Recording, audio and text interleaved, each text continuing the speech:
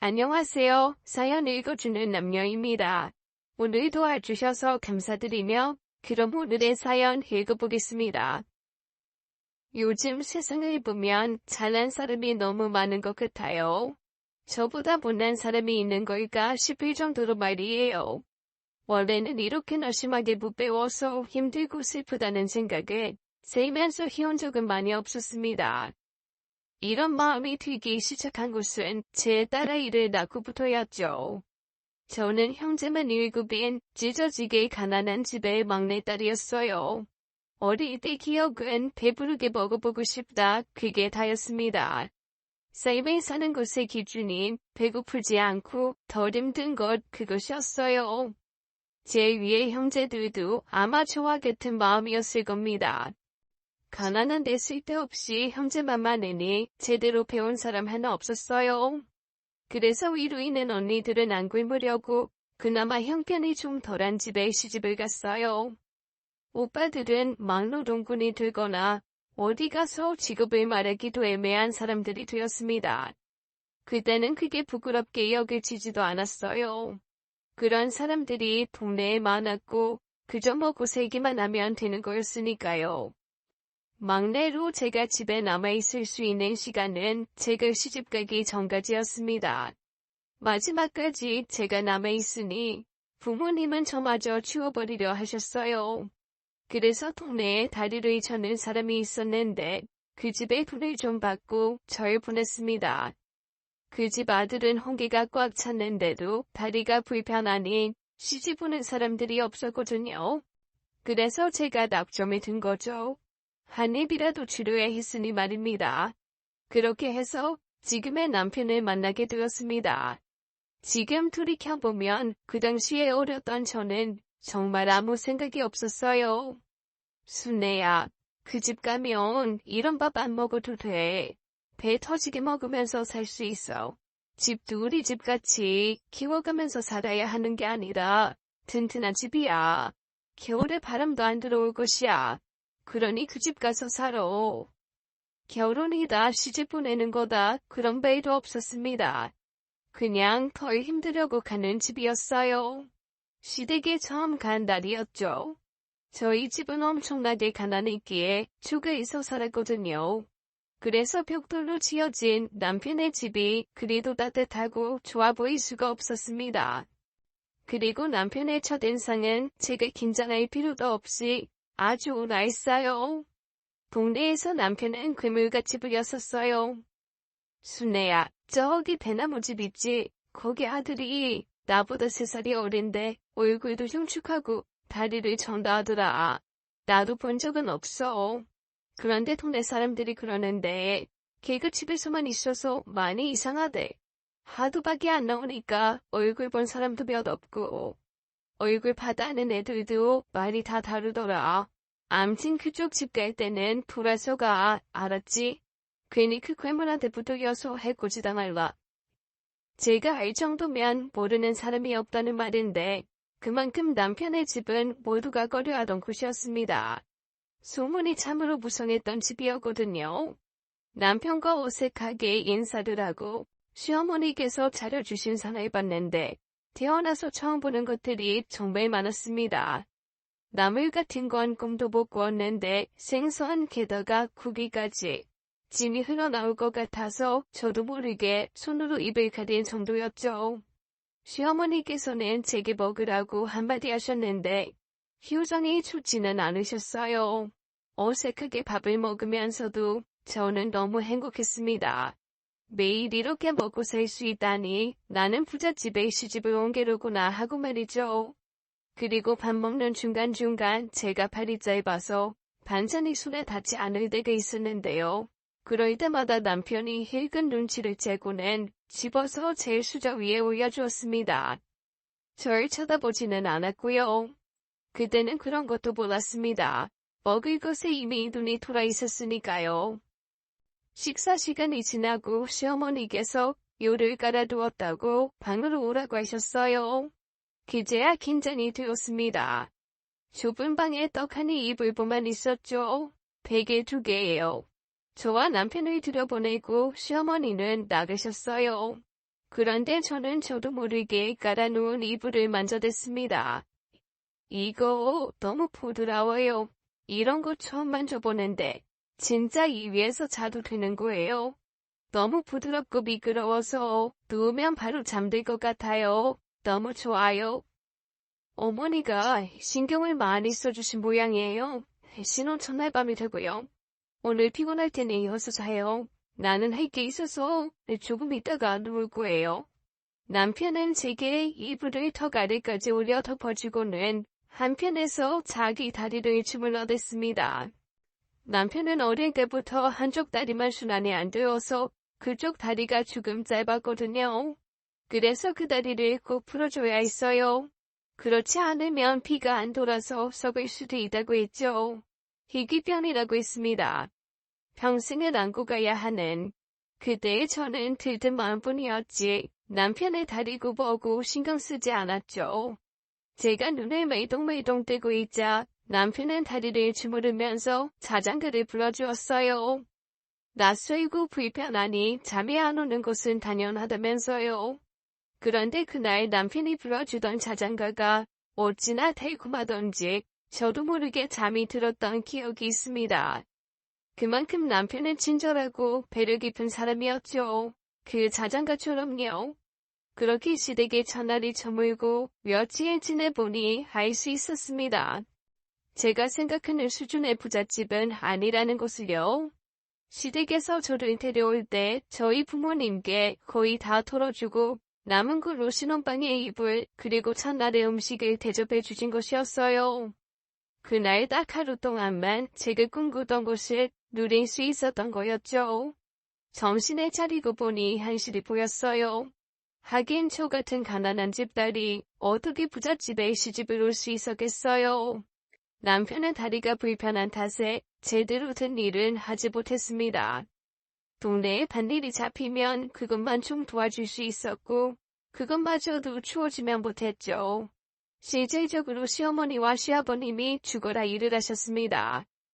그래서 제가 집에서 할 수 있는 것은 집안일을 하는 것이었어요.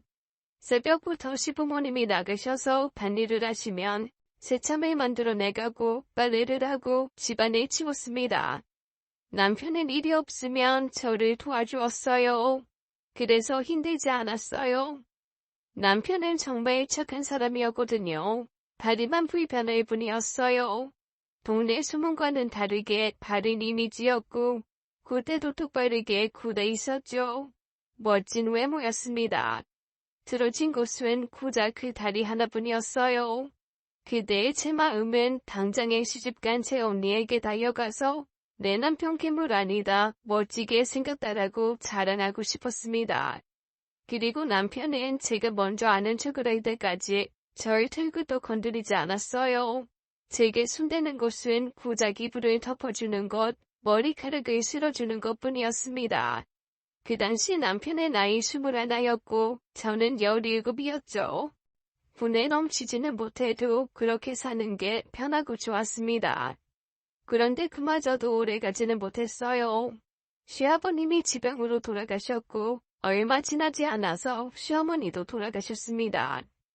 그래서 당장에 저와 남편은 나가서 일을 해야만 했지만 그 어디에도 갈 수가 없었습니다.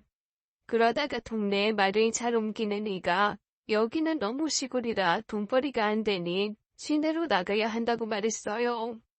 계속 있다가는 굶어 죽기 십상이라고 말이죠. 그래서 남편이 늦은 밤에 그 집을 총리하고 나가자고 했습니다. 이제 아이도 가질 것이고 그럼 교육을 시켜야 하니 무조건 나가야 한다고 말이죠.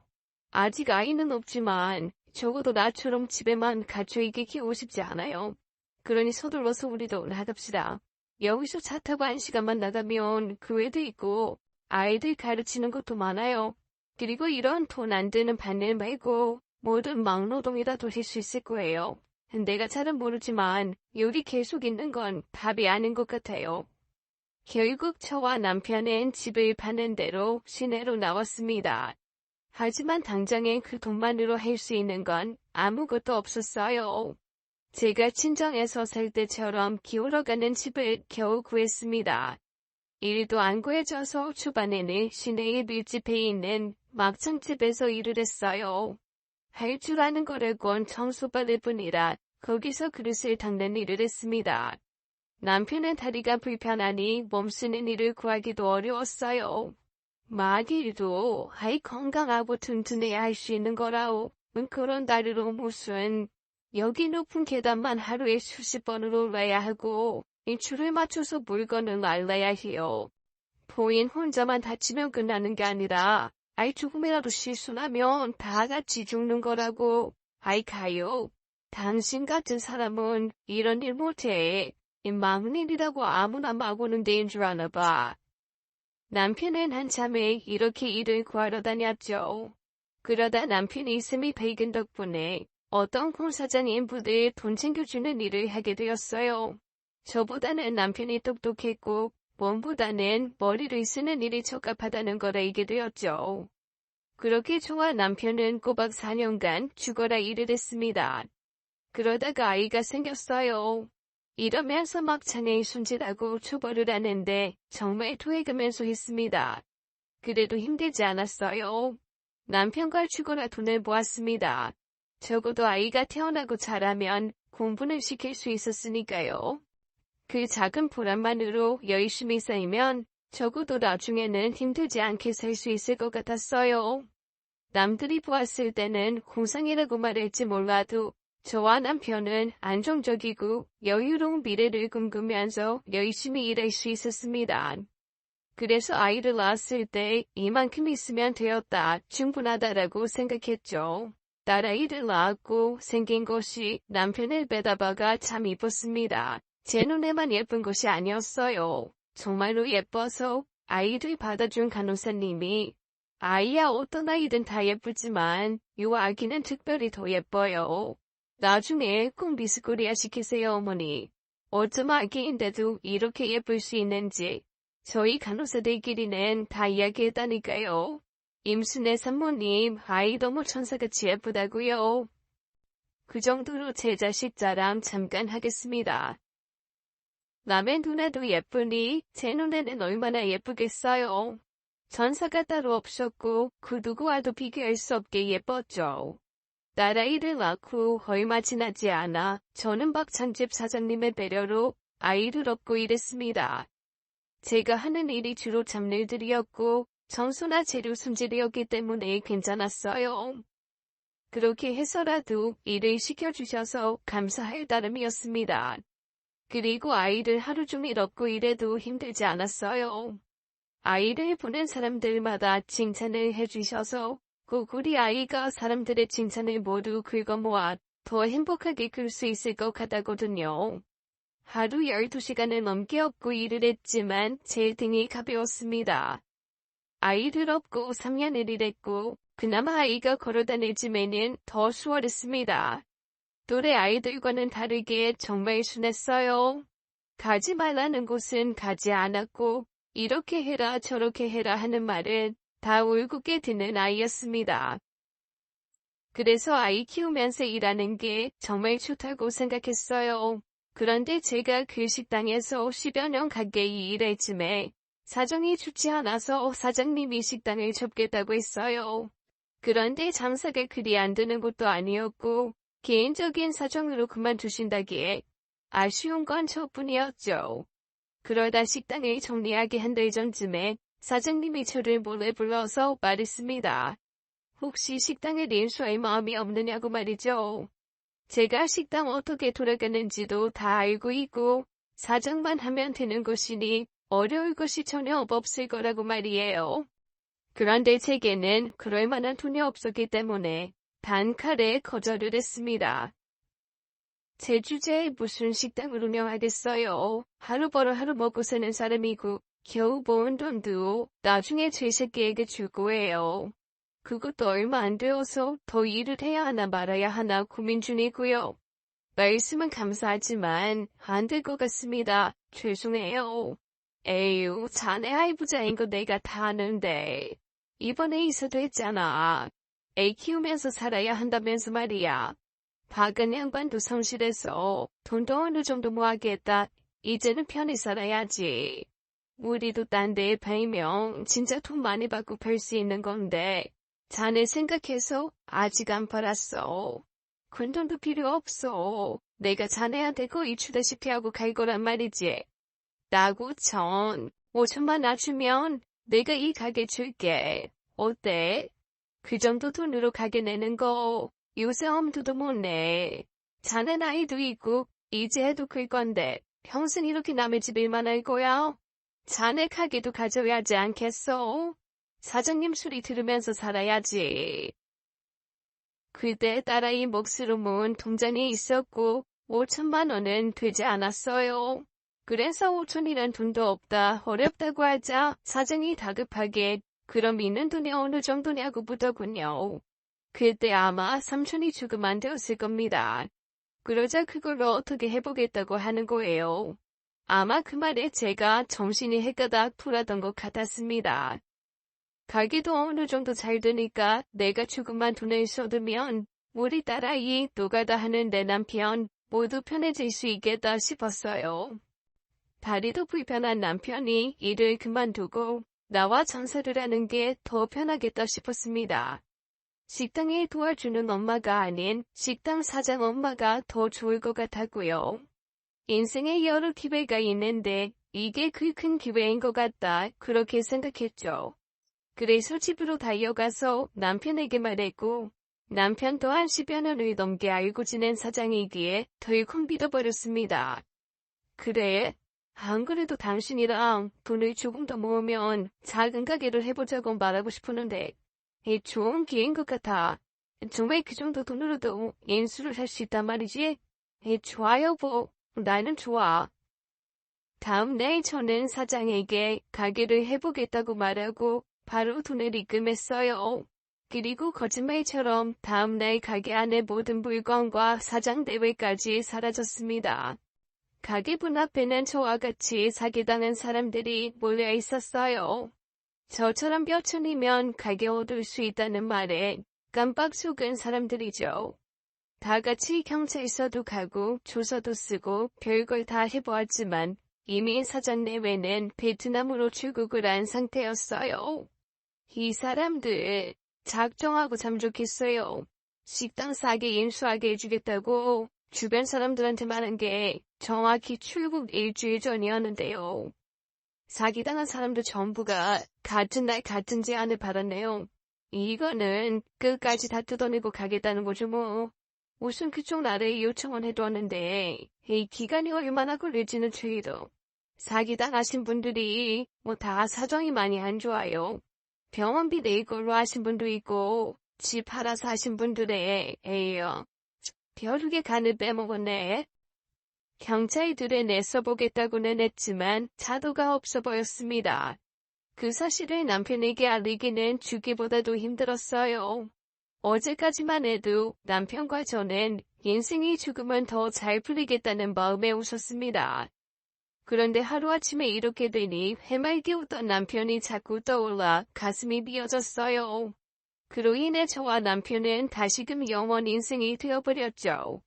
그런데 터덜터덜 걸어서 내 것이 될 줄 알았던 가게 앞에 다다르니 남편이 절 바라보았습니다. 남편은 다 아는 듯한 눈빛이었고 저는 그 자리에 주저앉아 서럽게 울었습니다. 남편은 쩔뚝대며 다가와서 저를 안아주었고 아무 말도 하지 않았어요. 그저 손으로 제 어깨를 쓸어주기만 했습니다.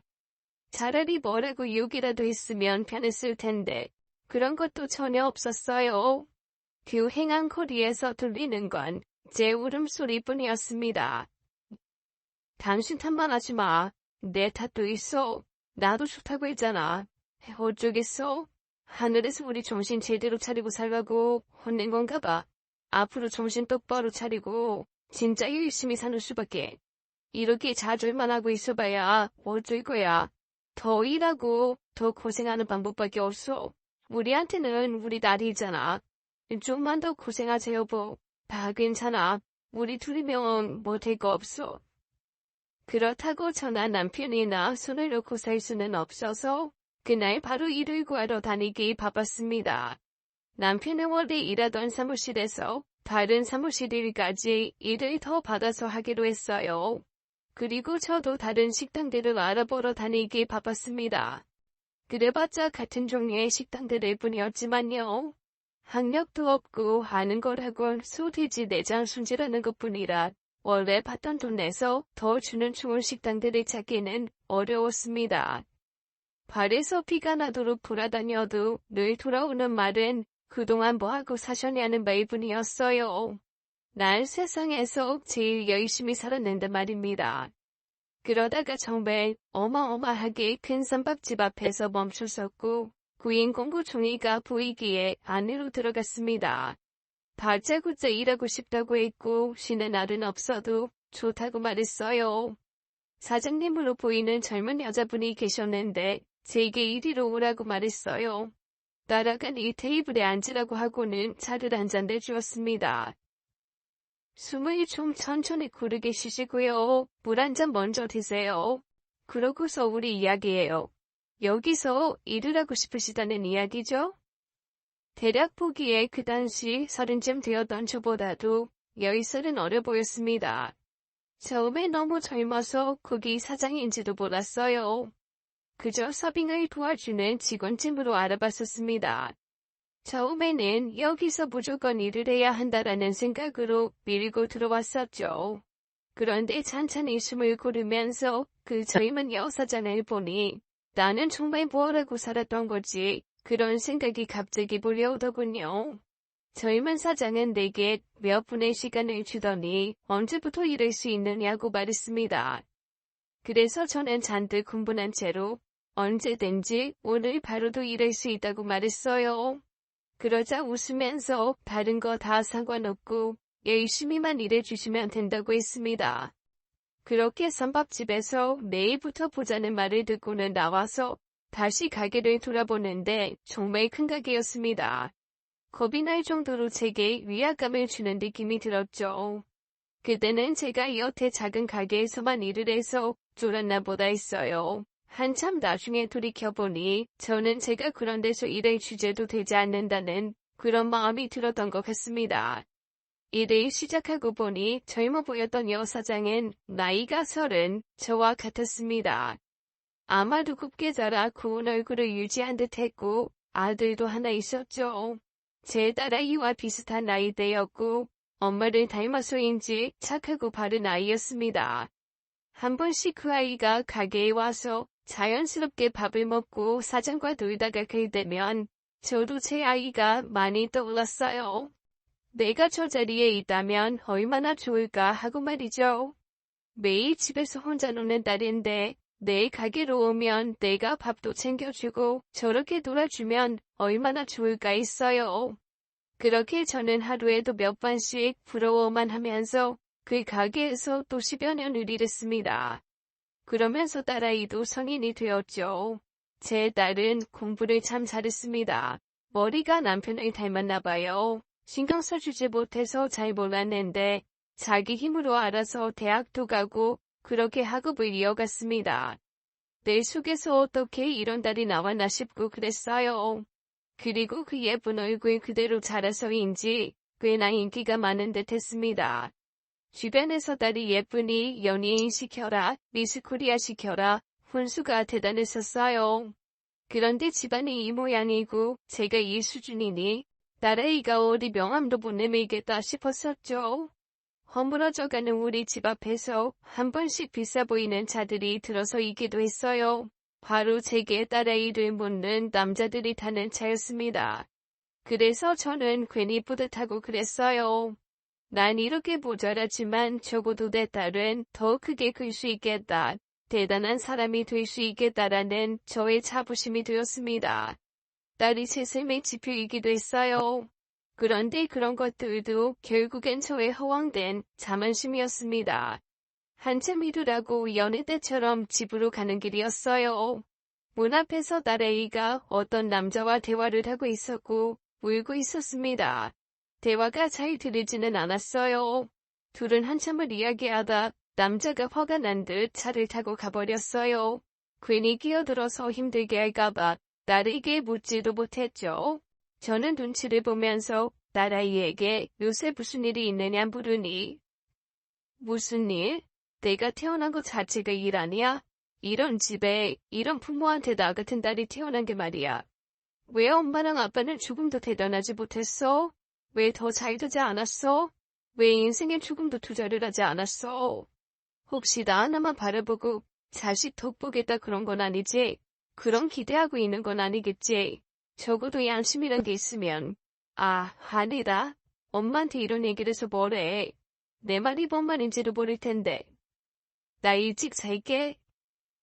커가면서 단 한 번도 제게 투정 한 번을 부린 적 없던 딸이었어요. 말이 없고 조용한 편이라 사실 무슨 생각을 하고 사는지도 잘 몰랐습니다. 그저 태어나 준 것만으로도 저와 남편에게는 효녀 그 자체였어요. 바르게 자라는 것만으로도 감지덕지할 눈에 넣어도 안 아픈 제 자식이었습니다. 그런데 그 일이 있고 얼마 지나지 않아서 딸아이가 실종되었어요.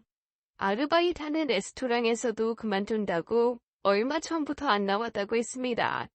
그리고 학교도 그만두었다고 했어요. 요 근래 좀 많이 이상했어요. 이러다가 찾아오는 남자들이 있긴 했는데 늘 같은 남자였거든요. 당연히 남자친구인 줄 알았는데 얼마 전에는 찾아와선 막 싸우더라고요. 그 남자가 좀 사는 집 아들인 것 같던데 그쪽 집에서 반대를 하는 건지 뭔지 개인사라서 제가 정확히 물어보기도 뭐해서 갑자기 일 안 나오기 이틀 전에 매장에서 가부를 받아갔어요.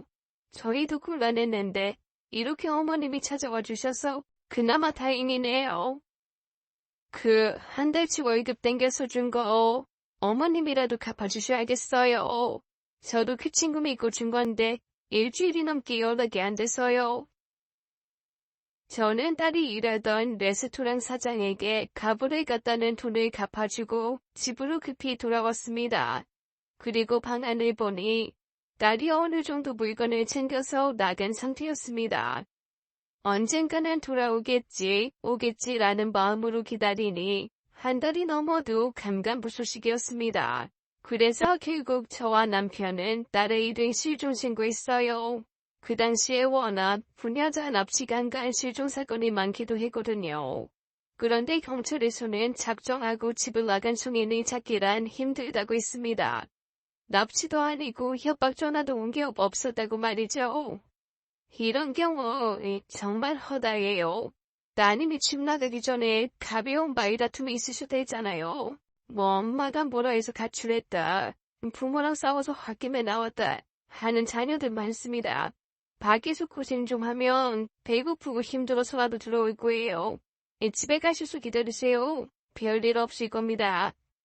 하지만 경찰의 말과는 달리 딸아이는 1년간 모습을 보이지도 않았고 집에 돌아오지 않았습니다. 혹시 죽었을까 싶어서 저와 남편은 매일 경찰서에 가서 확인을 하는 게 일과가 되었어요. 그러던 어느 날 식당에서 오래 일했어도 한 번도 손을 뗀 적이 없었는데 칼에 손가락을 베었습니다. 아주 깊이 베어서 피가 철철 흘렀어요. 사장님도 저를 보시고는 깜짝 놀라더라고요. 같이 병원에 가서 열바늘을 금해었습니다. 사장님이 일찍 들어가시라기에 시큰시큰한 손가락을 감싸주고는 집으로 왔죠. 그런데 집에 오고 얼마 지나지 않아 누가 문을 쾅쾅 두들기는 소리가 났어요. 문을 열어보니 딸아이였습니다. 1년 만에 집으로 돌아온 것이었어요. 그런데 딸아이가 참 좋아 보였습니다. 내 딸이 맞나 싶을 만큼 호화로워 보였고 내가 일하는 식당 여사장보다도 고급스러워 보였습니다. 그런데 한 손에 아기가 들려 있었어요. 자기가 낳은 자식이라고 했습니다. 아들이라고요. 내 손주라고 말이죠. 놀라서 자초지종을 물으니 딸아이는 묻는 말에 제대로 답도 안 하고 알 수 없는 말들만 들어놓기 바빴어요. 가만 보니 딸의 눈빛이 이전과는 많이 달라져 있었어요. 모습은 그대로이지만 눈빛과 말투 그리고 숨소리까지도 낯설었어요.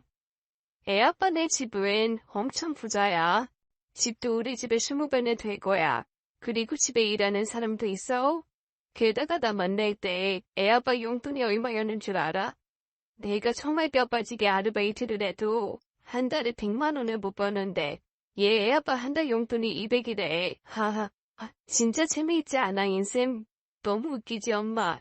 엄마랑 아빠 그리고 나 이렇게 죽도록 열심히 살아도 고작 그 인간 한 달 용돈만도 못하게 벌어. 너무 웃겨. 진짜 어이없어서 웃음이 나나. 하. 딸은 조금 취한 듯 보였습니다. 걸치고 있는 비싸 보이는 것들이 대체 다 어디서 났는지 묻자 자신이 다 산 것이라고 했어요. 돈이 많다고요? 갑자기 많아졌다고요? 그래서 애 아빠가 준 것이냐? 아이 아빠는 언제 인사를 오냐 물으니 사라졌다고 했습니다. 아이 아빠는 있는데 없다고요? 올 수 없는 사람이라고 말이죠. 앞뒤 말이 안 되게 한참을 떠들던 딸아이는 지친 듯 잠이 들었어요. 남편에게 연락하여 딸이 돌아왔다 했고 야근까지 해야 했던 남편은 곧바로 왔습니다. 그리고는 잠이 든 딸아이를 한없이 어루만졌어요. 아무것도 묻지 않고 그저 돌아왔으니 다행이라는 말뿐이었습니다. 뭐가 사정이 어찌 되었던 돌아와서 다행이다. 아주 천만 다행이야. 간밤에 꿈에 이 녀석이 나와서 혹시나 죽었으려나. 죽어서 내 꿈에 나왔나. 얼마나 놀랐는지. 이렇게 살아서 왔으니 되었어. 괜찮아. 딸아이는 그렇게 돌아오고 한동안은 집안에 갇혀 지내면서 아무데도 나가지 않았습니다. 아이가 빽빽 울어도 돌보지 않았고 그저 흐리멍덩한 눈으로 반지 앞방 창문 밖을 바라보기만 할 뿐이었습니다. 밥도 제대로 챙겨 먹지 않는 듯했고 거의 누워있거나 밤마다 울고 있었어요. 제가 그 어떤 걸 물어도 답하지 않았습니다. 너 대체 언제까지 이렇게 살 생각이야? 혼내지 않을 테니까 엄마한테라도 좀 털어놔. 아이 아빠는 어떻게 된 건지, 이 비싼 물건들은 어떻게 된 건지, 또 앞으로 아이랑 어떻게 살 계획인지 얼른 정신 차리고 말하지 못해. 숨 쉬면 사는 거고 숨이 멈추면 안 사는 거겠지. 계획하고 열심히 사는 게 무슨 의미가 있어? 부질없어. 사는 거 다 부질없어. 그렇게 지내길 한 달쯤 되었을까? 퇴근하고 집에 가니 딸아이가 비싸 보이는 고기를 사다 놨더라고요. 그리고 저와 남편 주려고 샀다며 비싼 옷을 건넸습니다. 이런 것들은 또 다 어디서 났냐고 물으니 자신에게 요술 상자가 있다고 했습니다. 계속 뽑아 쓸 수 있는 요술 상자가요. 석연치 않았습니다. 그런데 집으로 돌아온 이래로 내내 어두웠던 딸이 처음으로 웃으면서 말하니 저와 남편은 딸에게 덩달아 맞춰주었어요. 자식이 웃으니 기뻐하지 않을 부모가 누가 있겠어요. 그렇게 사나이를 웃고 베풀던 딸아이는 또 갑작스레 사라져버렸습니다. 그것도 자기 자식도 두고 말이에요. 그때는 바로 실종신고를 했어요. 그렇게 비싼 걸 두르고 온 딸이 아무것도 가지고 나가지 않은 상태인 걸 확인했거든요. 신고 왔던 신발까지도 그대로 있었습니다. 입고 왔던 옷도요. 대체 어떤 걸 걸치고 나간 건지 종잡을 수도 없었습니다. 실종 신고를 하고 처음으로 경찰에게 바로 연락이 왔어요. 제 딸이 강에서 발견되었다고요. 저는 손이 떨려서 굳었고 움직일 수가 없었어요. 남편은 저를 챙겨 졸두기며 겨우 함께 병원 영안실에 갔어요. 사망자를 확인하는데 정말 제 딸이 맞았습니다. 죽은 딸아이는 엄마 아빠 미안해라는 쪽지 하나를 쥐고 있었고 대학 입학할 때 남편이 사준 정장을 입고 있었습니다. 신발도 신고 있지 않았어요. 딸아이 대학 입학할 때 정말 예쁜 구두를 사주고 싶어서 남편이랑 딸이랑 함께 시장을 한없이 돌아다녔었습니다. 그런데 백화점에서 정장을 맞추고 나니 돈이 없었어요. 그래서 구두는 살 수가 없었죠. 한참을 돌고 돌아 다리가 아플 때쯤에 딸아이가 그랬습니다. 엄마, 구두는 안 사도 될 것 같아. 어차피 면접 볼 때나 신을 거고 바라봐서 사도 2배 내신지도 못하는 거 뭐하러 사? 필요할 때만 빌리면 돼. 사지 말고 집에 가자. 그때 사줄걸. 빚을 내서라도 신겨줄걸 싶었습니다. 딸의 마지막은 그게 다였습니다. 너무 쓸쓸해 보였어요. 죽을 생각까지 하기가 힘들지도 않았는지 살려고 노력한 흔적도 없었다고 했습니다. 범죄의 흔적이라곤 하나도 없었죠. 딸아이 태울 때가 돼서야 우리는 신을 사다 딸아이 발에 신겨주었습니다. 좀 있으면 겨울이 오는데 가는 길 발이 시려울까 봐서요. 죽은 딸아이 발을 한없이 어루만지다가 보냈습니다. 어떻게 이렇게 가슴을 찢어놓고 가니? 태어났을 땐 그렇게나 가슴을 벅차게 만들더니 어떻게 이렇게 갈기갈기 찢어놓고 가, 이 녀석아.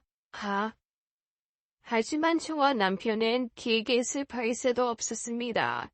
자식을 보냈으나 자식의 자식, 손주가 남아있었거든요. 그리고 딸이 남긴 어마어마한 빚이 남아있었습니다. 딸이 장례를 치르고 묻어주고 돌아오니 집으로 엄청난 양의 경고장들이 날아왔어요. 전부 카드사였어요. 딸아이가 사용한 카드 내역이 모두 해서 1억 가까이 되었습니다. 학생이었는데 카드 발급은 또 언제 어떻게 한 것인지 알 수도 없었습니다.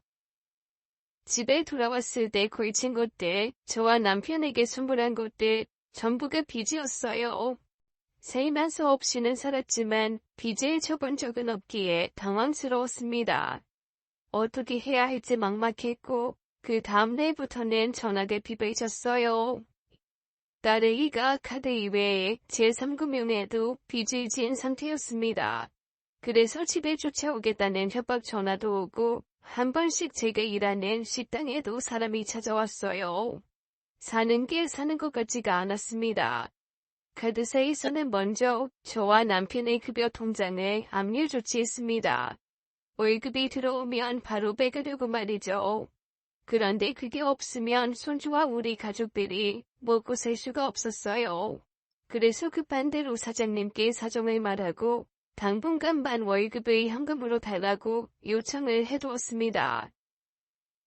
이자라도 먼저 갚으면 월급 압류는 풀어준다고 해서 매달 이자를 갚았어요. 그런데 이자만 매달 250만 원이었습니다. 남편과 제가 버는 돈이 한 달에 300만 원이 죽음보 되었어요. 그런데 원금도 아니고 이자만 갚아 나갔는데도 죽을 것 같았습니다. 저는 옛날에 딸을 키웠을 때처럼 손주를 업고 일을 다녔어요. 다행히 지금 사장님이 많은 배려를 해주셨죠. 그런데 예전과는 다르게 너무 허리가 아팠습니다. 일이 끝날 무렵이 되면 머리가 띵할 정도로 아이를 업고 일하는 것이 벅찼어요. 정말 이러다가 죽겠다 싶었습니다. 하지만 그나마 버틸 수 있었던 것이 손주가 딸의 일에 많이 닮아 있었어요. 딸처럼 순했어요. 일하는 곳이 시끌벅적하고 사람들이 많이 왔다 갔다 하는데도 손주는 거의 울지 않았습니다. 한 번씩 손님들이 손주를 볼 때면 예쁘다고 하는데 그때마다 죽은 딸아이가 떠올라서 몰래 눈물을 훔쳤습니다.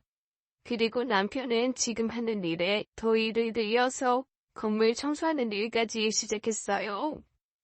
이거 갚아야 하는 돈이기는 하지만 평생 다 갚지도 못하는 돈 내면서는 살 수는 없는 노릇이잖아. 손주도 커가고 우리가 자식은 이렇지만 손주까지 잃지는 말아야지. 다 괜찮아. 괜찮아질 거야. 살려면 살 수 있는 거야 인생이. 안 되면 잠을 안 자고라도 돈을 벌어야지. 갚아야지.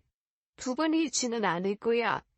기존에 일을 하면서도 남편은 고작 5시간밖에 자지 못했습니다. 그런데 거기에 청소에 있을 시간이 늘어서 남편은 2시간밖에 자지 못했어요. 그마저도 저 혼자 아이를 업고 일을 한다며 미안해했습니다. 본인이 능력이 있는 사람이었다면 자식을 죽게 하지 않았을 거라면서 자기 탓을 하기만 하는 사람이었습니다. 남편은 딸의 죽음에 죄책감을 느꼈어요. 그래서 한없이 일하는 걸 딸을 위한 숙제로 여기는 듯 했습니다. 그렇게 저와 남편은 언제 끝날지 모를 숙제를 이어갔어요. 그 사이에 손주는 무럭무럭 잘 커갔고요. 돈을 계속 벌었지만 줄어들지 않은 빚은 결국 우리의 작은 집도 빼앗아갔습니다. 그래서 정말 지독한 달동네까지 넘어갔고 화장실도 씻을 곳도 없는 곳으로 갔죠. 방 하나에 부서진 컨테이너를 겨우 조립해 놓은 듯해 보이는 곳이었습니다. 그마저도 가게 사장님이 마련해 준 것이었어요. 원래 여기가 집은 아니고 고철 같은 거 수집하시는 분이 임시로 머물러던 곳이었대요. 우리 가게 지금 공사 중인데 방 하나를 들 거예요. 거기 완공되면 그때 옮겨서 거기서 살아요. 우선 임시로 여기서 지내고요. 미안해요. 좀 더 사정을 빨리 알았다면 더 빨리 도와주었을 것을. 사장은 세 딸아이와 동갑인 아들과 같이 와서 저희를 매번 도와주었습니다. 자연스럽게 저는 사장 아들에게 눈이 갔어요. 내 딸이 안 죽었으면 지금 저렇게 살아있을 텐데 하는 아쉬움이 있었죠. 그리고 내가 아니라 저 사장이 내 딸의 엄마였다면 살아있었겠지 하는 생각도 들었습니다. 딸이 남기고 간 손주는 자라는 모습 또한 딸과 같았어요. 투정 한 번이 없었습니다. 할머니, 할아버지 하면서 잘 다루고 속 한 번 썩이지 않았어요. 하지만 딸과는 다른 점이 하나 있었어요. 돌이켜보니 저와 남편이 딸의 일을 키우면서 한 번도 딸의 주변 사람들을 마주한 적이 없었습니다. 정말 친한 친구라든가 만나는 연인이라든가 같이 일하는 동료라도 말이죠. 딸은 우리에게 지인을 소개해주거나 만나게 해준 적이 단 한 번도 없었어요. 하지만 손주는 사춘기 예민한 중학생 때 허물어져가는 집에 친구를 데려왔어요. 제가 일하는 식당에도 찾아와서 발을 걷어붙이고 제 일을 도와주기도 했습니다. 저를 업어주기도 했어요. 또 학교 선생님을 만나게 해주기도 했죠. 빚이 많고 힘들었지만 손주 때문에 사는 것 같았습니다. 손주는 남편이 일하다 다쳐서 일을 못하게 되었을 때 대신 일하기도 했습니다. 남편이 일하는 사무실 관리자가 한없이 칭찬을 했죠. 이 집 손주 정말 똑똑해. 우리는 고양이 손이라도 빌리자는 마음이었는데 웬걸. 할아버지보다 잘해 왜 이래. 이 손주 잘 키워요. 아주 대단한 놈이라니까. 그 정도로 손주 녀석은 정말 똑똑했고 그렇게 자라면서도 울상 한 번 투정 한 번 부리지 않았죠. 그래서인지 저와 남편은 더 불안해했습니다. 딸아이처럼 꽁꽁 맘을 감추다가 떠날까 봐서요. 그리고 자신의 엄마가 어떤 사람인지 아빠는 누군지도 묻지 않았습니다. 알고 싶지 않은 건지 알기 싫은 건지 같이 텔레비전을 보다 부부나 가족이 나올 때면 손주는 자연스럽게 자리를 피해버렸죠. 그래서 처음으로 손주에게 먼저 이야기를 꺼냈습니다. 아가, 엄마 보고 싶지 않어? 궁금하지 않어? 그러자 손주는 처음 보는 표정을 지었습니다. 안절부절 못하는 표정이었죠. 할머니, 말하고 싶지 않아. 자세히는 모르지만 집으로 독촉 고지서가 오잖아. 엄마 이름으로. 왠지 내가 모르고 있는 게 나올 것 같아서. 난 지금 좋아. 할머니 할아버지가 다른 애들 할머니 할아버지보다 젊기도 하고 그냥 내 부모님이다 생각하고 있어. 그리고 엄마 이야기 나오면 할머니 할아버지 표정이 너무 슬퍼. 그러면 나도 슬퍼. 난 슬프고 싶지 않거든. 내가 지금은 어리지만 딱 3년만 지나봐. 그럼 나 성인이야 할머니. 그때 되면 내가 할머니 할아버지 책임질게. 편하게 해줄게. 나 때문에 힘들게 살게 해서 너무 미안해 할머니. 그리고 늘 고맙게 생각해. 저는 손주의 말에 그 자리에서 뭔가가 터지듯 어육하고 눈물을 흘렸습니다. 손주가 기특해서라기보다는 알아줘서 고마웠었나 봐요. 힘들었지만 힘든 일 생각 안 하고 사는 것, 그걸 손주가 어루만져 주었죠. 그래서 그동안의 감정이 터진 것 같았습니다. 그래서 그날 밤 겨우 눈을 붙이러 온 남편에게도 그 이야기를 전해주었고 남편 또한 눈물을 훔쳤습니다. 그리고 손주가 고등학교를 졸업하고 본인이 내뱉은 말들을 지켜나가기 시작했어요. 그거는 잘 몰랐었다면서 파산 신청을 해서 죽은 딸아이 앞으로 잔뜩 쌓인 빚들을 정리하자고 했습니다. 우리에게는 다 갚을 능력이 없고 법으로부터 최선의 보호라고 말이죠. 그래서 저희는 손주가 알려주는 대로 따랐고 파산 신청까지 하게 되었습니다. 그런 게 있는지도 몰랐었어요. 그리고 손주는 한 공장에 취업을 했습니다. 고졸 전형 취업이었고 저와 남편도 아는 삼성이라는 회사였어요. 집에 있는 텔레비전의 회사라니 기특했죠.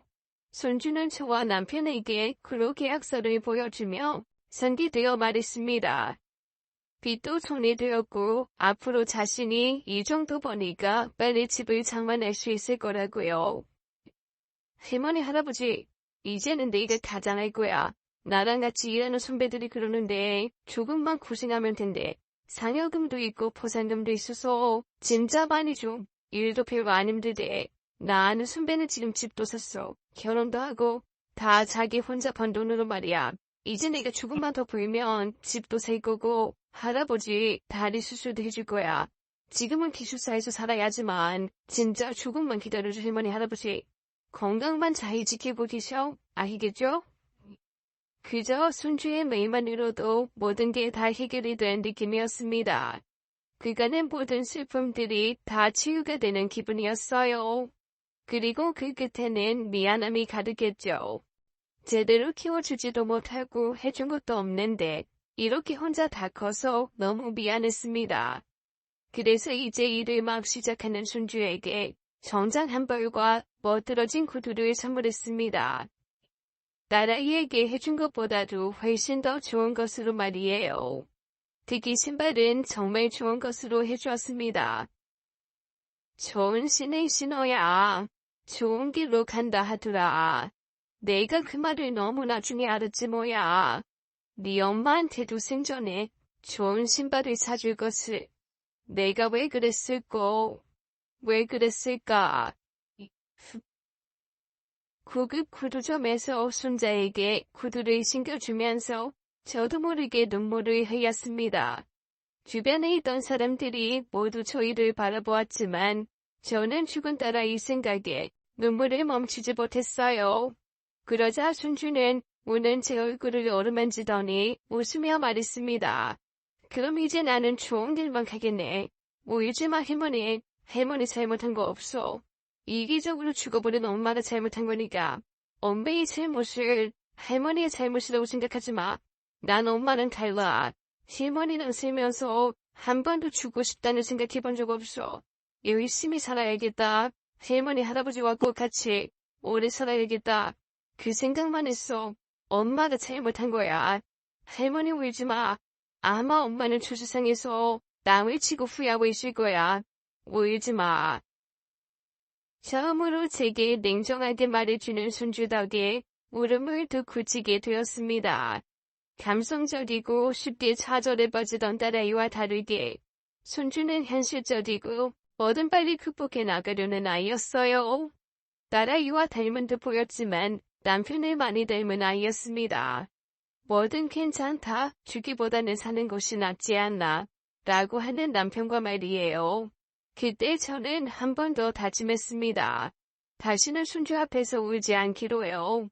손주는 직장을 다니며 먼 거리임에도 한 번씩 집에 찾아왔어요. 허물어져가는 집인데도 불구하고 직장 동료를 데려오기도 했습니다. 제 음식 솜씨가 좋다고 동료에게 자랑도 했대요. 와서 밥을 먹고 가기도 하고 심지어는 자고 가기도 했어요.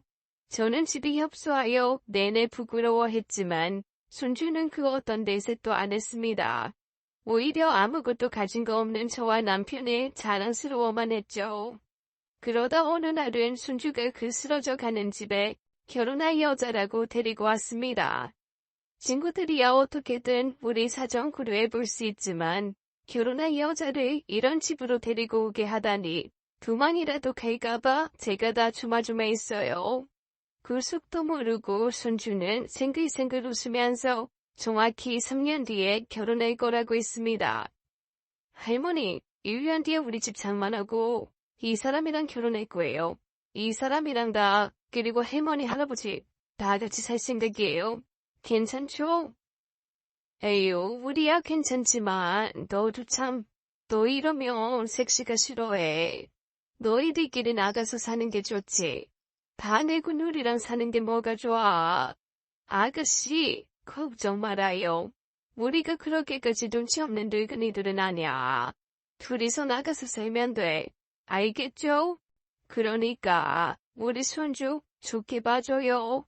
이 녀석이 우리 생각한다고 이러는 거야. 그럴 필요 없거든요. 나는 우리 손주가 장가가서 행복하게 사는 것만 보면 그걸로 됐어요. 아무것도 바라는 거 하나 없어요. 그러자 손주 며느리가 하는 말이 자신은 부모가 없어서 상관없다는 겁니다. 아니에요, 할머님. 저는 좋아요. 저는 고아로 자라서 이제 가족이라면 옆에 이 사람뿐이거든요. 결혼해서 할머님, 할아버님이랑 같이 살자고 한 건 저예요. 이 사람이 이렇게 바르게 잘 키워서 저한테 오게 해주셔서 너무 감사해요. 그 감사함 제가 할머님, 할아버님께 갚으면서 같이 살게요. 손주 며느리는 고아원에서 줄곧 자랐다고 했습니다. 지금 직장에서 손주를 만났고 오래간만 나왔다고 했죠. 그래서 그동안의 사정을 모두 다 알고 있다고 말했습니다. 속도 깊은 아이였어요. 부모가 누군지 잘 모르는 것, 그건 제 손주와 닮아 있었습니다. 하지만 부모 손 타지 않고 자란 아이치고는 손주나 손주 며느리 모두 바른 아이들이었죠. 그래서 그날 인사 온 그 아이들을 데리고 저는 딸아이 무덤가에 갔습니다. 처음 갔어요. 딸아이를 태웠지만 땅에다가 묻어주었어요. 속절없이 가버리긴 했지만 딸아이의 흔적을 어딘가에 남겨두고 싶었습니다. 생각날 때마다 찾아가고 싶기도 했고요.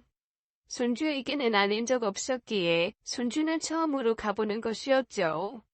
그리고는 솔직하게 그간의 모든 일들을 털어놓았습니다. 딸아이가 어떤 아이였는지, 왜 그렇게 되었는지, 손주의 아버지는 우리도 알 수 없다고만 그렇게 총애해서 말해주었어요. 모두 털어놓고 나니 제 속은 편해지더군요. 아마도 먼저 간 딸아이도 이제 좀 편해지지 않았을까 싶었습니다. 우리 불쌍한 딸, 너 때문에 죽을 듯이 힘들었는데 네가 보내준 우리 손주 덕에 엄마가 이렇게 숨쉬고 사는 거다. 자식이라고 하나 있던 게 그렇게 가슴에 찢어놓더니 지금은 또 이렇게 기쁘게도 해주네. 네 자식 이리 바르게 자라서 이제 장가 간대. 결혼할 손주 며느리도 같이 왔어. 엄마는 이제 더할 나위 없다. 이렇게 죽어도 여한이 없어. 아니지. 우리 손주 녀석이 오래오래 같이 살자고 했으니 앞으로 행복하게 살 일만 남았지. 너도 이제 그만 힘들어하고 편히 잠들어라. 조금 늦게 갈게 엄마는. 제 녹두리가 끝이 나자 손주는 절 안아주었고 손주 며느리는 제 손을 잡아주었습니다. 그렇게 또 가족이 더 들었습니다. 손주는 회사 근무를 10년을 채운 뒤 손주 며느리와 식당을 하나 개업했어요. 저와 남편에게 사기로 슬픔을 안겨주기도 했던 그 식당을 말이죠. 원래 제가 근무하던 쌈밥집 사장님이 아들을 따라 미국으로 건너가면서 가게를 내놓았어요. 그걸 손주와 손주 며느리가 인수를 했습니다.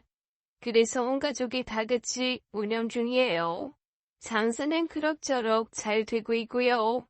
카운터는 남편이 주로 보고 있고 며느리와 저는 주방을 보고 있어요. 우리 손주는 사장님이고요. 요즘만 같으면 아무리 힘들어도 100년, 1000년 살 수 있을 것 같습니다. 잘 만나는 세상이에요. 그리고 얼마 전에 손주 며느리가 떡두꺼비 같은 아이를 낳았습니다. 생긴 것이 우리 손주를 빼다 박았죠.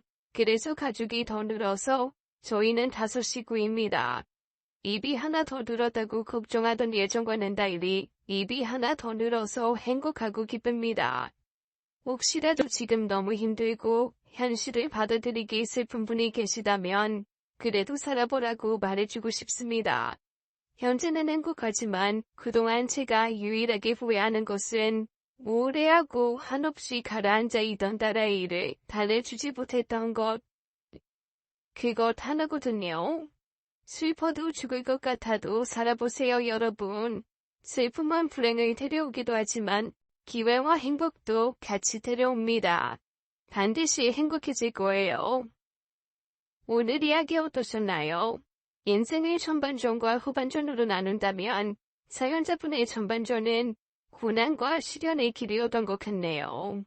그래도 심성 바르고 똑똑한 손주 덕에 잘 만나는 후반전을 지나고 계신 것 같아 참 다행입니다. 부디 앞으로는 행복한 일 더 많으시길 바랄게요. 오늘도 끝까지 함께 해주신 여러분 감사합니다. 날씨가 점점 추워지고 있는데요. 감기 조심하시고 건강 잘 챙기세요. 감사합니다.